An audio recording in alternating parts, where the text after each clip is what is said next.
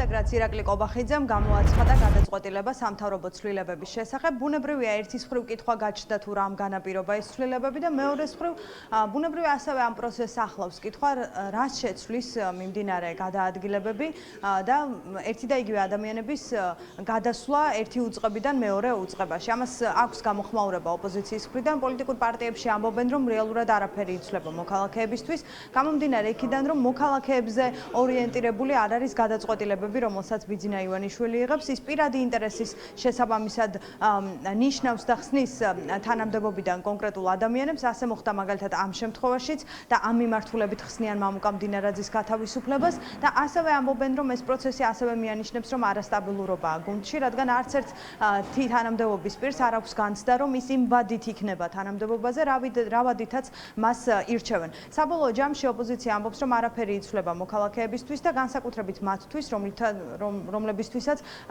მიუხედავად ცვლილებებისა, ქართული ოცნების მთავრობა არალეგიტიმურია.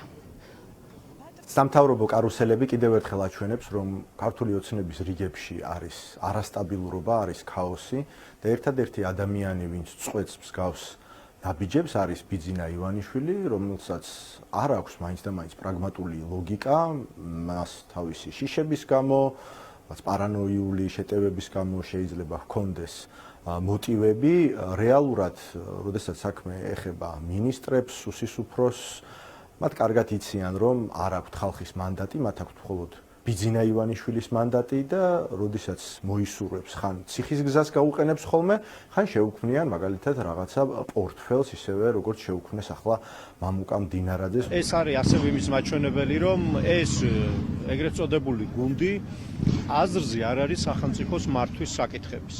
და ამის აღმოსაჩენათან გამოსაცნობად მე აი ეს დაუსრულებელი კარუსელები, ყოველთვე რაღაც ჩინების ხალხისთვის მომატება და რაღაც აბსურდული რაღაცეების კეთება სულაც არ მჭირდება, იმიტომ რომ ამისათვის ბევრი წელი გქონდა ჩვენ, რომ გვენახა რომ ქართულ ოცნებას არც სურს და არც შეუძლია არც ერთი პრობლემის გადაჭრა. აი ვერ გავიხსენებთ რომელიმე ერთ პრობლემას, რომელიც ქართულმა ოცნებამ მოაგვარა.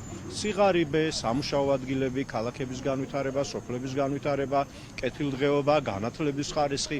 არა, არც ერთი პრობლემა მათ არ მოუგვარებიათ, იმიტომ რომ არ აინტერესებთ და არ შეუძლიათ. ჩვენ შეგვიძლია ვიმსჯელოთ, რომ რადგან ეს ადამიანი არ არის სტაბილური, რაღაცა შეიძლება ვიღაცაზე უცებ რაღაცა მოელანდოს, ან გაბრაზდეს, ან რაღაცა ენა მიუტანონ და ეს ადამიანი მეორე დღეს სახში გაუშვან, ან დაიჭირონ.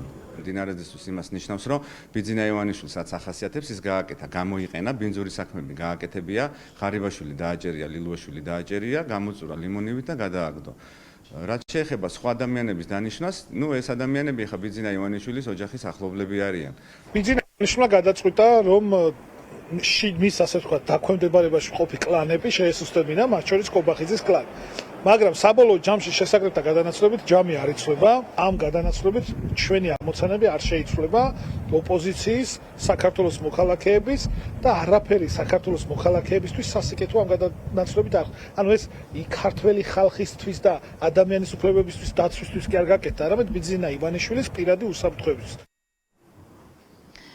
ის რომ ქართულ ოცნებაში არასტაბილურობა და კრიზისი, ამაზე სალომე ზურაბიშვილიც საუბრობს, მეხუთე პრეზიდენტი ამბობს, რომ ეს ცვლილებები და კონკრეტული ადამიანების გადაადგილებები ასევე აჩვენებს იმას, რომ ბიძინა ივანიშვილს არც ერთი თანამდებობის პირის მიმართ ნდობა არ აქვს და შესაბამისად ამას უკავშირდება მისი მხრიდან გადაწყვეტილებები, რომელიც ვადაზე ადრე ადამიანების თანამდებობიდან მოხსნას გულისხმობს. ეს სამთავრობო ცვლილება გაგრძელდება თუ არა, ეს არის ასევე კითხვა, იქნება ეს დასაწყისი თუ სხვა მინისტრებსაც მოუწევთ პოსტების დატოვება.